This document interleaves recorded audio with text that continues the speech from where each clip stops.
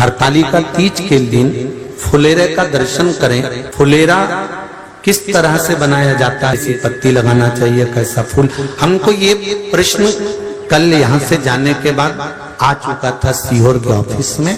और उसके बाद हमने पंडितों को कहा था कि एक फुलेरा तैयार कर कर रखें और उस फुलेरे का दर्शन सभी को लाइव कराएं, जिससे घर पर या मंदिर में आप शिव जी की जब आराधना करें तो उसके ऊपर फुलेरा बंधा होना चाहिए। जैसे ये शिवलिंग आपने बनाया बालू रेत का, मिट्टी का, जो शिवलिंग का निर्माण करा है, उस शिवलिंग का निर्माण करने के बाद में आपके मध्य में जब आप शिवलिंग बनाते हो घर के अंदर हॉल में या मंदिर में, तो ऊपर कोई कुंडी वगैरह लगी हो, पंखा लगा हो, उस पे से रस्सी बांध कर लेकर आकर इस फुलेरे को इस तरह से शिव जी के ऊपर लटकाया जाता है। इसको फुलेरा कहते हैं। ये भगवान शंकर का अखंड सौभाग्य देने का फुलेरा होता है, जिसको माता पार्वती जी, उमा, कात्यायनी देवियों ने इसका स्मरण किया। एक गोल होता है, गोल, चौकोर, तिरछा, जिस तरह से भी बनाना हो, पर शिव जी के ऊपर नीचे शंकर भगवान होते हैं। ये थोड़ा ऊंचा, जिससे पूजन भी आराम से हो जाए, इसको ऊंचाई की ओर लगाया जाता है, जिससे भगवान, जैसे अपन जलाधारी लगाते हैं उसी तरह से इस फुलेरे को लगाया जाता है। तो इस फुलेरे में कहीं ना कहीं पत्तियों को भी लगाना चाहिए। माला के साथ में कोई आम की पत्ती हुई, अशोक की पत्तियां हुई, उसका भी स्मरण इसमें आता है महाराज, उसका भी स्मरण। जैसे भगवान देवाधिदेव महादेव का शिवलिंग का जब दर्शन हो गए सबको फुलेरा का, अरे जम के तो बोलो, हो गए ना। और जितने लोग आस्था पर सुन रहे हैं, जितने लोग फेसबुक यूट्यूब पर सुन रहे हैं, अगर आपके स्मरण में फुलेरा नहीं हो तो उसका दर्शन अवश्य करिएगा। शिव मंदिर में अगर जलाधारी भी लगी हुई है तो जलाधारी से फूल बांधकर नीचे की ओर लटकाना चाहिए, पर लटकाना चाहिए, फुलेरा बनाना चाहिए।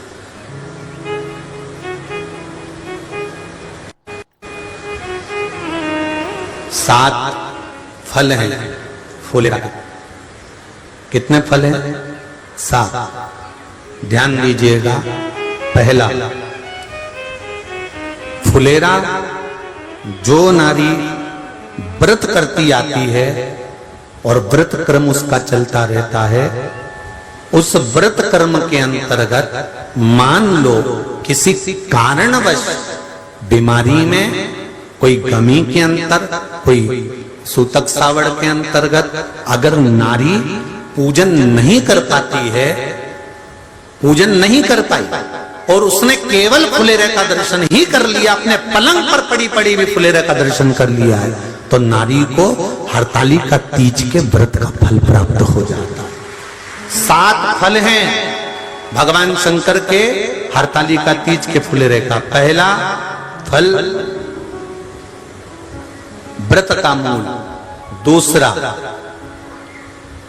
यदि कोई नारी आई और उसके संतान नहीं, 10 साल, 8 साल, 5 साल, 6 साल, 7 साल, 12 साल, 15 साल हो गए, उस फुलेरे का मात्र स्मरण कर कर एक पुष्प भी उसने अगर हल्दी कुंकू का लगाकर उस फुलेरे का टच कर कर भगवान शिव के पावन चरणों में रख दिया है और विनती कर कर गई है, तो अगला फुलेरा वो खुद बनवाती है, उसकी गोदी में संतान आ ही जाता है। अगला फुलेरा वो खुद बनवाएगी, के जाएगी, जी अगली बार फुलेरा मेरी तरफ से बनवा देना, मंदिर में फुलेरा मेरी तरफ से लगवाना, अगली बार जब तुम पूजन करो तो फुलेरा मेरी तरफ से बनवाना। ये फुलेरे का मार्ग। तीसरा,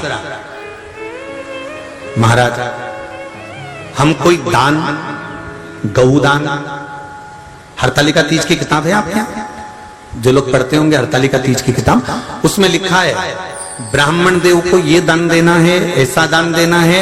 अब कोई गरीब है, कोई साधारण है, नहीं है किसी की कैपेसिटी, नहीं दे सकता, तो क्या होता है?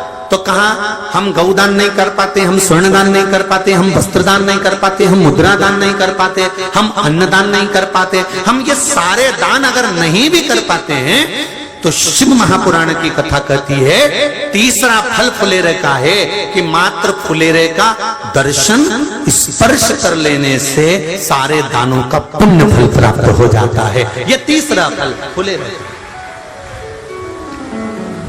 अब हरतालिका तीज का फुलेरे का चौथा महत्व है महाराज। चतुर्थ महत्व हरतालिका तीज के फुलेरे का है जो कुंवारी कन्या हरतालिका व्रत करती है, पहली बार जो हरतालिका तीज का व्रत करती हैं या हरतालिका तीज का उद्यापन कर देती हैं या किसी कारणवश शरीर ऐसा नहीं रहा कि बिना पानी के नहीं रह सकती, तो 2 बूंद अगर उन्होंने पानी भी पी लिया है या कोई कारणवश एक कुछ गलती हो भी गई है तो मात्र फुलेरे का दर्शन कर लेने से वो गलती शंकर स्वीकार कर कर उसको क्षमा कर देते हैं। ये चतुर्थ भाव के अंतर।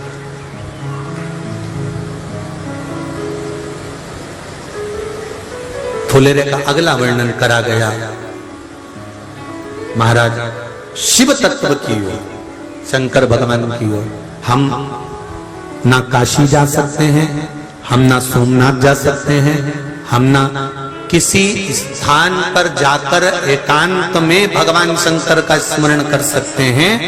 मान लो हमें एकांत में बैठकर शिव की भक्ति करना है, किसी मंदिर में किसी देवालय में जाकर भक्ति करना है, तो फुलेरे का मात्र दर्शन करने से, पूजन स्मरण करने से उस भक्ति का फल भी हमारे खाते में आ जाता है। और फिर अगला आखिरी का जो वर्णन किया गया है वो कहा गया कि पार्वती मैया गुफा में जाकर भगवान का भजन करती थी, शिव का स्मरण करती थी और फिर अपनी सहेलियों के साथ बैठकर शंकर का स्मरण करा, जिसका फल पार्वती को मिला। तो कहा हम ना किसी गुफा में प्रवेश कर सकते हैं, ना हम किसी गुफा में या जंगल में जा सकते हैं।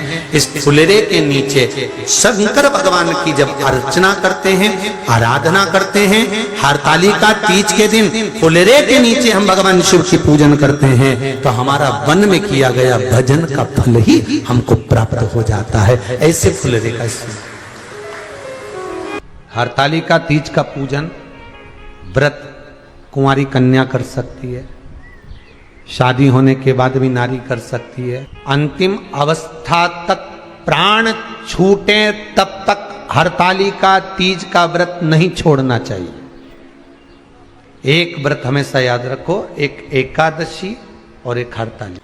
हाँ इतना जरूर है, ज्यादा शरीर बेकार हो गया, बुढ़ापा आ गया, शरीर नहीं साथ दे रहा तो कुछ फल खा लो, कुछ चाय दूध जूस आप लेकर कर लो। इतना भी नहीं बने, शरीर बहुत ही बेकार हो गया तो आप एक समय फल का फलहार धारण कर लो, ठीक है। पर हरतालिका व्रत करने वाली माताएं भले उद्यापन कर दे तो उस व्रत को थोड़ा हल्का कर लो। उद्यापन करा मतलब तुमने व्रत को हल्का कर लिया, थोड़ा हल्का कर सकते। हरतालिका तीज का जो व्रत का उद्यापन करते हैं उसमें 5 चीज रखते हैं ना, 5 कपड़े स्त्री के, 5 कपड़े पुरुष के, 5 तरह का अनाज, 5 तरह का फलहार, 5 तरह का फल। तो 5 तरह का जो फल रखाता है हरतालिका तीज के उद्यापन में, दुनिया के लोग उस 5 तरह के फल को केला गिन ले, पपीता गिन ले, मौसम्बी गिन ले और अनार गिन ले, संतरा गिन ले, सब कुछ गिन लेते हैं, पर उस 5 तरह के फल में धतूरे को नहीं गिनते। पर शिव कथा में वर्णन आता है, हरतालिका तीज के उद्यापन में लिखा हुआ है सबसे पहले 5 फल अगर गिनना है तो उसमें पहले धतूरे को गिनो, क्योंकि शंकर को वो प्रिय होता है, शंकर उसको स्वीकार कर लेता है। और धतूरा शंकर भगवान को क्यों चढ़ाया जाता है उसका प्रसंग आपको पहले भी कहा, आज फिर कहते हैं। धतूरा जब हम भगवान शंकर को समर्पित करते हैं तो हमारा कोई कार्य अटक रहा होता है, जिस कार्य को बार बार एग्जाम में बैठे हो, बार बार परेशान हो रहा है, बार बार इंटरव्यू देने जा रहे हो, नहीं हो रहा, एक बार धतूरे को हृदय से भगवान को प्रेम से, करुणा सागर मेरे शंकर को दिल से एक बार वो धतूरा भगवान से विनती कर कर उसको चढ़ाओ तो सही, भगवान तुम्हारा कार्य सफल कर देगा। पर दिल से चढ़ाना, हृदय। हरतालिका तीज की पूजन करने वाले को चाहिए कि बालू का, मिट्टी का शिवलिंग बनाना चाहिए। फुलेरा जो बनाया गया है ऊपर शंकर जी के ऊपर लटकाने के लिए, टांगने के लिए उसके नीचे शिव, पार्वती, गणेश जी की सुंदर बालू की मूर्ति बना लेना चाहिए, पार्थिव लिंग का निर्माण कर लेना चाहिए, शिव की आराधना करना चाहिए। जो फल आपके पास में हो शंकर को समर्पित करना चाहिए, पूजन करना चाहिए, आराधना करो। सबसे पहली पूजन हरतालिका तीज की प्रदोष काल के अंतर्गत हो जाना चाहिए, शाम के समय पर। प्रयास करा करो प्रदोष काल के समय पर पहली पूजन हो जाए तो ज़्यादा अच्छा। पर लोगों की आदत रहती है कि 8 बजे तक, 8:30 बजे तक, 9 बजे तक पहली पूजन करें, फिर दूसरी आराम से, फिर तीसरी, फिर आराम से, फिर चौथी। तो ऐसा सब अपने अपने हिसाब से। पर शास्त्र रीति कहती है कि प्रदोष का जो समय होता है, प्रदोष काल जो होता है, शाम का जो समय होता है, उस समय पर हरतालिका तीज की पहली पूजन हो, जिससे आपका स्मरण चित्त शंकर भगवान में उस घड़ी, उस पल, उस क्षण में आप शिव के हो जाएं और शंकर आपका हो जाए। हाँ, अगर किसी के आने में देरी हो, कोई आ नहीं पा रहा है, बहुत देरी हो रही हो, तो हरतालिका पूजन व्रत वर्णन करता है कि शिवलिंग का निर्माण, पार्वती जी की मूर्ति का निर्माण, गणेश जी का निर्माण और फुलेरा जो बनाया हुआ है, ये प्रदोष काल के पहले बंद कर तैयार हो जाना चाहिए। प्रदोष काल के अंतर्गत फुलेरा नहीं बनना, फुलेरा पहले बन जाना चाहिए।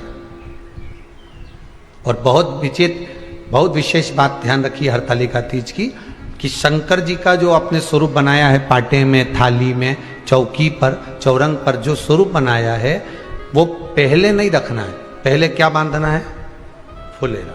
पहले फुलेरा बांधिए, उसके बाद उसके नीचे शंकर जी को रखिए। कई अब जो हरतालिका तीज का पूजन करते हैं तो उनके लिए हो गया, अब दूसरे के लिए भी सुन ले। जो नारी हरतालिका तीज का पूजन नहीं करती, व्रत नहीं करती, साधना नहीं करती, उसके लिए भी कहा गया कि आप अगर ये व्रत नहीं करते हो तो एक कार्य जरूर करना, कहीं पर फुलेरा बंधा हो, हरतालिका की पूजन हो रही हो, 5 मिनट 10 मिनट निकालकर अपने आसपास के किसी पौधे में से पत्तियां लेकर या पुष्प लेकर, 5 वृक्ष की पत्ती या 5 वृक्ष के पुष्प लेकर शंकर भगवान को जब पूजन हो रही हो, 5 मिनट माताएं जब पूजन कर रही हों, तब आप भी उस पुष्प को, उस पत्तियों को शंकर को समर्पित कर सकते हो। ये नहीं चढ़ा सकते तो 5 फल नहीं चढ़ा सकते तो 5 कुछ भी पुष्प आदि का आप शिव को समर्पित कर। पर क्यों चढ़ाया जाता है, किस लिए चढ़ाना चाहिए? तो कहा कन्या स्त्री अगर मान लो हरतालिका का व्रत नहीं करती, पूजन नहीं करती, आराधना नहीं करती, तो वो कन्या, वो नारी, वो स्त्री, वो पुरुष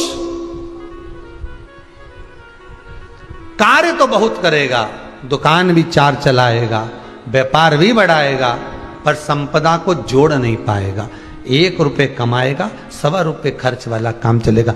हस्त नक्षत्र में जो तृतीया पड़ती है, हस्त नक्षत्र के अंतर्गत जो तृतीया का महत्व कहा गया है, वो संपदा को बढ़ाती है, मनोकामना को पूर्ण करती है। इस नक्षत्र के अंतर्गत जो तृतीया आती है, वो मनोकामना को पूर्ण कर कर चली जाती है। इसलिए शिव की आराधना के लिए प्रथम माने। हस्त नक्षत्र में किया गया दान, हस्त नक्षत्र के अंतर्गत तृतीया के दिन किया गया पुण्य, हस्त नक्षत्र में तृतीया के दिन किया गया श्रृंगार, हस्त नक्षत्र में तृतीया के दिन करा गया अपना सुंदर सिंदूरा, भगवान का आनंद, 5 तरह के वस्त्र, 5 तरह के स्त्री के वस्त्र, पुरुष के वस्त्र, 5 तरह का फल, 5 तरह का अनाज, ब्राह्मण को बुलाकर ब्राह्मणी के साथ आप या तो ब्राह्मण से उद्यापन करवाएं या फिर आप स्वयं भी करते हैं तो शिव को समर्पित करके ब्राह्मण और ब्राह्मणी को भोजन कराकर वो भाग प्रदान करें। यही हरतालिका तीज के उद्यापन का वर्णन आता है। सुंदर भाव से हरतालिका माता आप सभी की मनोकामना पूर्ण करे। हर हर महादेव।